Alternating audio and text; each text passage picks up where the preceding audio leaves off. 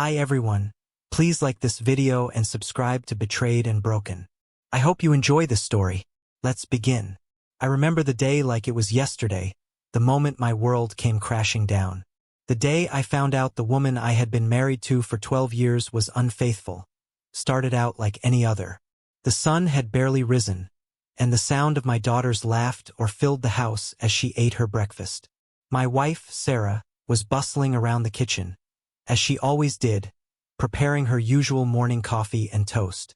Life seemed normal, too normal, but that's the thing about normal, it's a mask that hides the cracks underneath. I had always trusted Sarah. I believed in our marriage, in the life we had built together. But something had changed in the past few months. The intimacy between us had slowly faded, replaced by cold distance. First I told myself I was just imagining it, work stress maybe. But deep down, I knew something was off. There were little signs, her phone buzzing at odd hours, her sudden need for me time, the way she'd turn her phone screen away from me whenever I was near. First I dismissed it, but the gut feeling kept growing. One day my curiosity got the best of me. I'd been working from home, as I often did, and Sarah had taken our daughter, Mia, to her mother's house for the afternoon. I found myself sitting at the kitchen table, staring at the phone Sarah had left behind.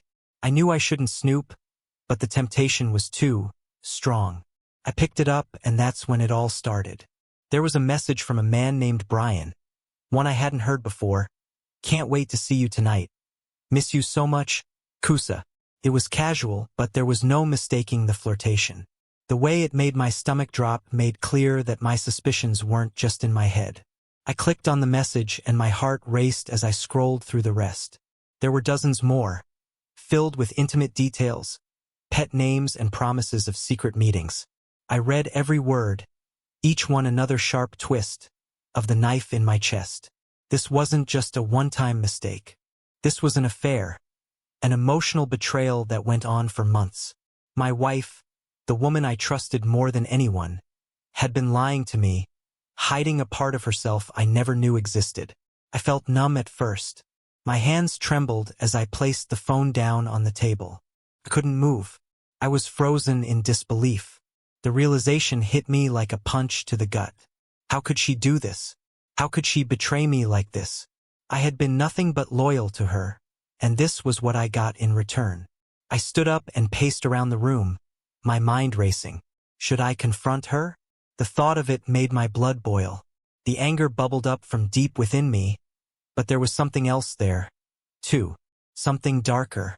It was a sense of loss, of betrayal so deep I couldn't comprehend it.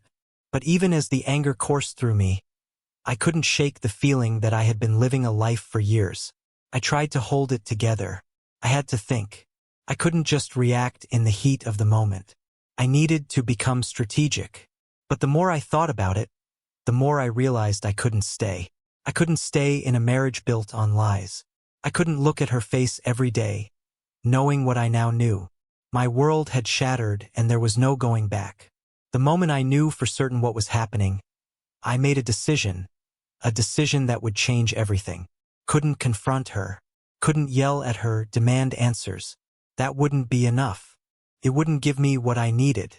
What I needed was to disappear, to vanish without a trace. I spent the rest of that day like a man in a fog, completely numb, as if I were watching my own life unfold from the outside. The pain was unbearable, but there was also something else creeping in, a cold, calculating clarity. I couldn't stay, couldn't look at her. I couldn't be in the same house with her, pretending everything was fine. How could I possibly trust her again? How could I continue living? This lie? It wasn't anger that made me decide to leave. It was the quiet, suffocating certainty that there was no longer a place for me in that home, in that marriage. My mind was racing. What did I owe her? What did I owe myself? The answer was simple. Nothing. I didn't owe her anything anymore. She had betrayed me, and in doing so, she had also erased the life we had built. The vows we took when we married had no meaning anymore, not in the face of this betrayal. I sat at the kitchen table that night after Mia went to bed, staring out the window. The moonlight reflected off the pavement, casting shadows in the room. Sarah was on the couch, watching TV, oblivious to the storm inside me. I could hear her laughing at something on the screen, a laugh that used to be comforting, but now felt like a reminder of how utterly disconnected we had become. I didn't look at her. I didn't speak. I just focused on the steady rhythm of my breathing, calming myself, trying to figure out what my next move would be.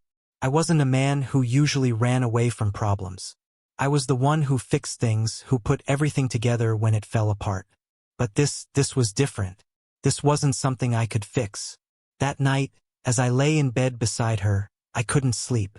The thought of facing her in the morning, pretending nothing was wrong, felt like torture. The truth had already set in for me. I was done. I couldn't play this game anymore.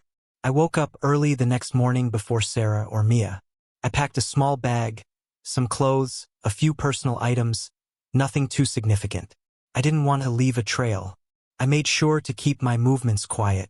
I didn't want anyone to know where I was going. As I stood in the kitchen, pouring myself a final cup of coffee, I felt strangely calm. This was it. There was no turning back. I left the house without saying a word to anyone. I left behind the family, the life I had spent over a decade building. I didn't even look back when I drove off. My heart was heavy, but there was also a sense of liberation. I knew this was the only way for me to escape the suffocating grip of the life I had been living. The hardest part wasn't leaving Sarah or Mia behind. It was the haunting thought that I might never see them again. But I had made my decision. I couldn't stay. I needed to find myself again. I needed to find a place where I could heal, where I could be free. I drove for hours not knowing where I was going, just driving. I ended up in a small town about 5 hours away from home, a place where no one knew me. I checked into a modest motel and spent the night in a strange bed in a strange town. I felt lost, like a man without an identity. But there was also a sense of relief, of freedom. The next day I set about disappearing. I erased every trace of myself. I got a new phone, started a new bank account, and found a job that paid just enough to keep me afloat. I knew I couldn't stay in that town for long, so I kept moving, kept changing my name, kept running. It was exhausting, but there was something exhilarating about it. For the first time in years, I felt like I was in control of my life again. I started over in a way I had never imagined. I took on odd jobs, did manual labor, and lived in small apartments or motels. I kept to myself, never making friends, never getting too close. I was a ghost, a man who had vanished from the life he once knew. But in that solitude I found peace. I didn't contact Sarah. I didn't check up on Mia. I left them behind without a trace, just as I had planned. And in the quiet of my new life, I let myself feel the anger fade. What I had felt before, betrayal, resentment, the desire to confront her, slowly gave way to something else. I felt nothing. There was no room for her in my world anymore. But then 5 years passed. 5 years in which I never heard from them, never saw them. I had built a new life, a life where I could be free from the pain of the past. Until one day a knock on the door changed everything. 5 years. 5 years had passed since I walked away from everything. Since I had severed ties with Sarah, with Mia, with the life I had known. I had become a different person in those years. The man I used to be, the husband, the father, the betrayed and broken man, felt like someone I had left behind. In a sense, I was a ghost now, drifting from place to place, hiding from my past. I'd learned to live quietly, away from the noise of a world I no longer wanted to be part of. It wasn't easy at first. I spent a lot of those early months in a haze, not sure if I was running away from something or just trying to bury the pain. The anger was there, of course, but it wasn't constant.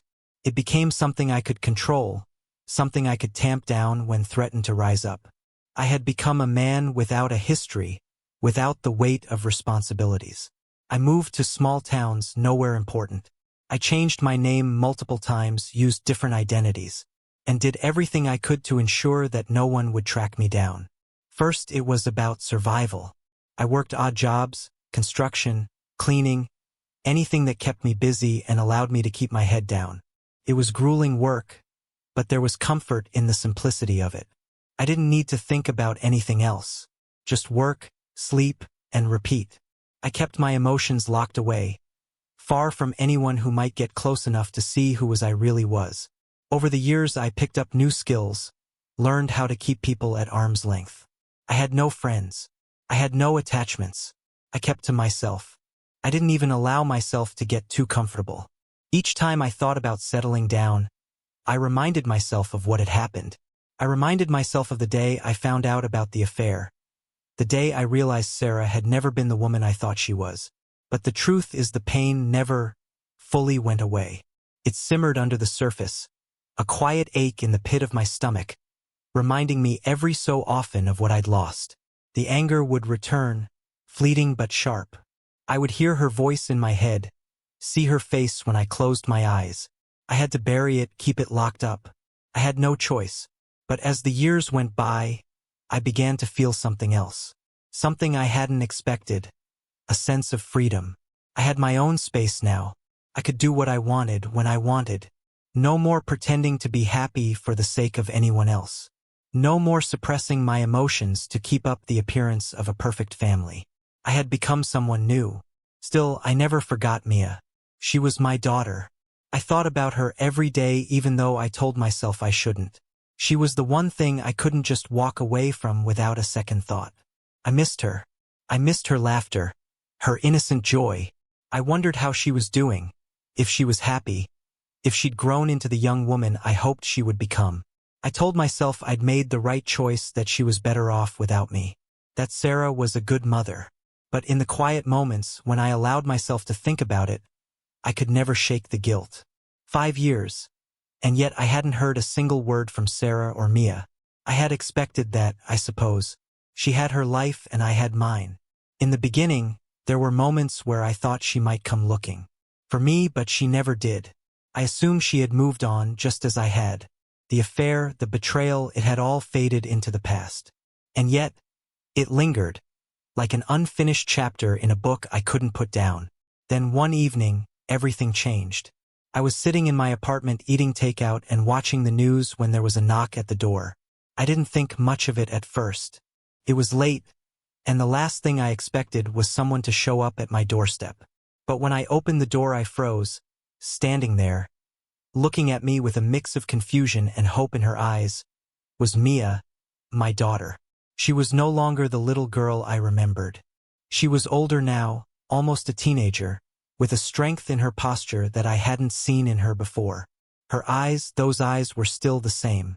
But there was something else in them now, a quiet sadness, a deep knowing, as though she understood more about life than she should at her age. I didn't know what to say.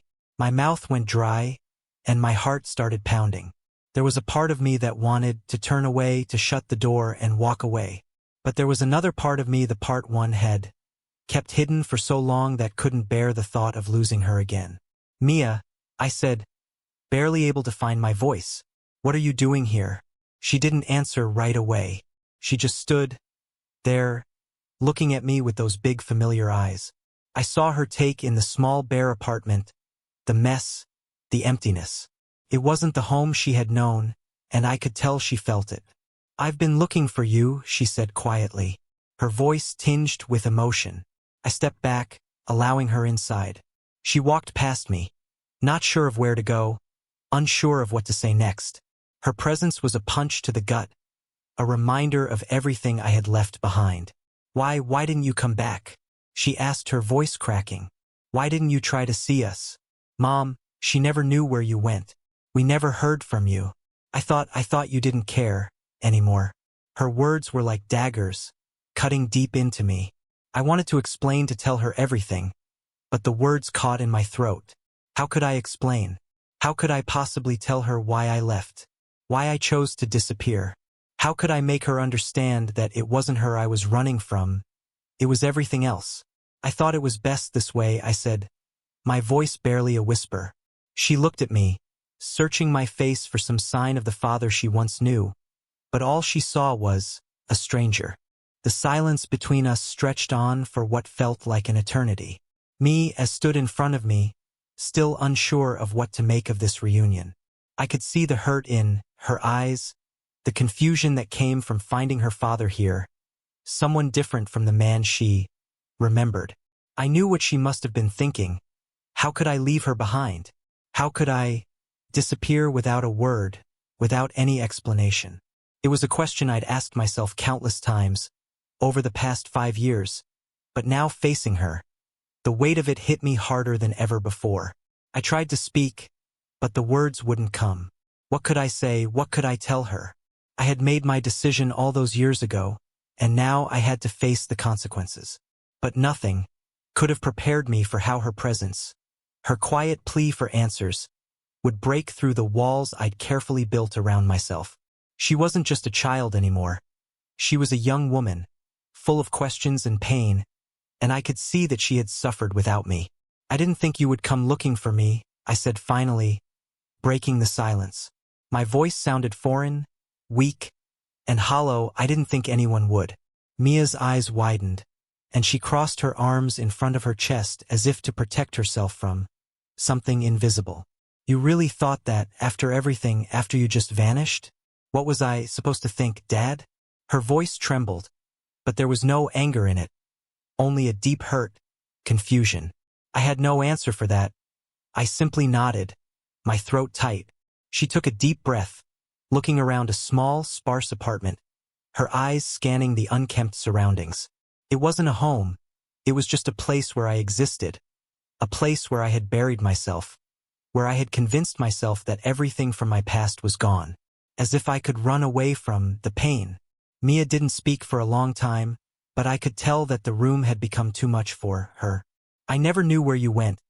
I never got the chance to ask you why you left, she continued, her voice quieter now, as if trying to keep her emotions in check. Mom, she never stopped looking for you either. She hesitated, her gaze lowering to the floor. She thought you'd come back. She thought you'd come back for me. There it was, the truth that had been eating at me for years. The thought that Sarah had kept hoping, kept believing that I would return. I should have known, but I didn't allow myself to think about it. Couldn't, not after what had happened, after everything I had gone through. I couldn't let myself believe that Sarah was still waiting for me, still clinging to the hope that I'd return. Your mom, I began, but my voice faltered. How could I talk about Sarah? How could I explain everything without dragging Mia into a world she didn't deserve to be a part of? But Mia didn't seem to want an explanation about Sarah. She wanted an explanation. For me. For us. Mia paused, looking up at me, her eyes full of emotions she didn't know how to express. I just need to understand why. Why didn't you tell me goodbye? Why didn't you tell me you loved me one last time? Was it that easy for you to leave, to just disappear? The pain in her voice was like a knife. I wanted to reach out to her, to hold her, but I knew I couldn't, not after everything I had put her through. She wasn't a little girl anymore, and I wasn't the man I used to be. There were too many miles between us now, too much silence, too much time lost. I thought it was better this way, I said, the words tasting bitter in my mouth. I thought you'd be better off without me dragging you down. I thought you'd be safer with your mom. Mia's eyes flashed with frustration. Saphir, Dad, I didn't want safe. I wanted you there. I needed you, needed my father, and you just disappeared. Her words hit me like a punch to the chest. I had left her behind, yes, but I had also left myself behind. The man I was before everything had fallen apart, he was gone too. I had erased him along with the rest of my old life. I wanted to tell her that it wasn't her fault, that she hadn't done anything wrong. But I couldn't. How could I explain that my decision to disappear wasn't because of her? It was because of me. It was because of the betrayal I had endured, the pain of realizing that the life I thought I had was a lie. Mia stepped back, wiping her eyes quickly, as if ashamed of the tears that had formed. I don't know what you want from me, Dad. I don't know if I can forgive you. I don't know if I want to. Her words stung, but I couldn't argue with her. She had every right to feel this way. I had done this to her. I had broken her heart, left her to wonder if she had done something wrong, if she had been the reason I left. I don't want you to forgive me, I said, my voice barely a whisper. I just wanted you to know why, if you ever wanted to know. She looked at me with a mixture of anger, sadness, and confusion. Why now? Why are you telling me this now, after all these years? Why not before? I faltered. What could I say? I hadn't planned for this. I hadn't planned for her to find me, for her to track me down and show up on my doorstep. I don't know. I thought it was over. I thought you and your mom had moved on. Mia shook her head, her expression softening. Just a little. We didn't move on, Dad. We couldn't, and I haven't moved on either. The words hit me harder than I expected. I had thought time would erase everything, would heal all wounds. But it didn't. It never does. Mia had suffered just as much as I had. In a way, we had both been living in the shadow of my decision. My leaving hadn't freed us. It had only left us broken. She stood there, staring at me, her gaze filled with something I couldn't quite place, regret maybe, or maybe just the faintest glimmer of hope. I didn't know if we could rebuild what had been lost. I didn't know if it was even possible, but I knew one thing for certain. I couldn't disappear again, not now. Not with her, standing here, looking at me, hoping for something more. I didn't know what to do next. Mia's presence, standing there in front of me after all these years, left me paralyzed. I had never planned for this moment. I had imagined 1,000 different scenarios in my head, but none of them were like this. None of them involved her. Now a young woman, looking at me with a mixture of longing and distrust, seeking answers I didn't know how to give. For a while we both stood in silence. The space between us felt vast, like an ocean I could never cross. Mia had come looking for me, but I wasn't sure what she hoped to find. What could I offer her? Now, 5 years had passed, and I had no idea how much of her life I had missed, how much I had ruined. Could I ever truly make it right? Dad, Mia said finally, her voice more controlled now, but still full of that same raw emotion. Mom, she didn't just want you to come back for her. She wanted you to come back for me. We were a family once. Her words hit me like a punch in the gut. Of course Sarah had wanted me back. I had known it deep down, but hearing Mia say it so plainly, with that quiet desperation in her voice, made the weight of my choices crash down on me. I had left them both behind. I had chosen to disappear, to sever all ties, thinking it was the only way to escape the unbearable pain of my own heart. But now I saw it. I saw the cost. I'm sorry, I whispered, but the apology felt hollow. How could I apologize for 5 years of absence? How could I apologize for walking away from my family? My responsibility as a father. The words were too small, too weak. They didn't even begin to cover what I had done. Mia took a step closer to me, her eyes searching mine for something. Anything that would explain why I had done what I did. You think you could just disappear and everything would go away, that you could just forget about us, about me? I didn't want to hurt you, Mia, I said, my voice trembling. I thought it was better for you. I thought it would be easier for you without me. I paused, trying to find the words. I wasn't the man you needed me to be anymore. Her face twisted in confusion, anger bubbling up once more. So what, you thought just because Mom made a mistake you could just walk away, because you couldn't deal with it? What about me, Dad? What about what I needed? I flinched at her words, the harsh truth of them cutting deeper than I had anticipated. She was right. I had been selfish. I hadn't thought about her, about the daughter I left behind. I had been consumed by my own pain, by my own sense of betrayal, and I had convinced myself that it would be easier for her if I just disappeared. I'm sorry, I said again, but the words felt more inadequate than ever. I didn't know what else to do. I didn't think I could stay after everything that happened. You could have tried, Mia said, her voice shaking now. You could have tried to fix it. You could have tried to fix us. Her words made my stomach churn. Could I have fixed it? Could I have found a way to forgive Sarah, to make our family whole again? Maybe, but I hadn't wanted to try. I had been too angry, too bitter to even consider it. The idea of facing Sarah, of confronting her betrayal, had been too much, and in running away I thought I could bury it all. But now, standing here in front of Mia, I saw the truth. I had run from my problems, and in doing so, I had run from the most important thing in my life, my daughter. I know I can't undo the past, I said, my voice barely audible, but I want to be here for you now, Mia, if you'll let me. I want to be in your life again. I want to try and make it right. She stared at me for a long moment, as though weighing my words, deciding if she could trust them. I could see the conflict in her eyes. She wanted to believe me. She wanted to believe that I wasn't the man who had just walked away without a trace, the man who had let her down when she needed him the most. I don't know if I can just forgive you, Dad, Mia said slowly, her voice tinged with uncertainty. I don't know if I can just act like nothing happened, but I want to try to. Her words were a small step, but it was something. It was more than I had dared hope for. When I first disappeared, I had feared that this moment would come and go without any hope for a reconciliation, that I would have to live the rest of my life knowing that I had lost my daughter forever. But now here she was offering me the chance to try. I know it's going to take time, I said, nodding. I know I can't fix it all at once, but I'll do whatever it takes to make things right between us, whatever you need. Mia seemed to relax slightly, though the tension in her shoulders was still there. She wasn't ready to forgive me. She wasn't ready to let go of the years of hurt and confusion. But she was willing to try, and that in itself was a victory. I don't know where we go from here, Mia said quietly, but I think we can figure it out together. I couldn't help but feel a flicker of hope, even though I knew the road ahead would be long and difficult.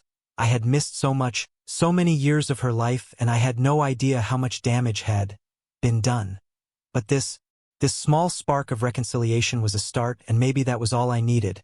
The days following Mia's unexpected visit were a whirlwind. For the first time in 5 years, my world had been disrupted, not by my own actions, but by hers. Mia was in my life again, if only for a brief moment, and with her came everything I had tried so hard to forget. The guilt, the anger, the pain, all of it surged to the surface once more, and I could no longer bury it.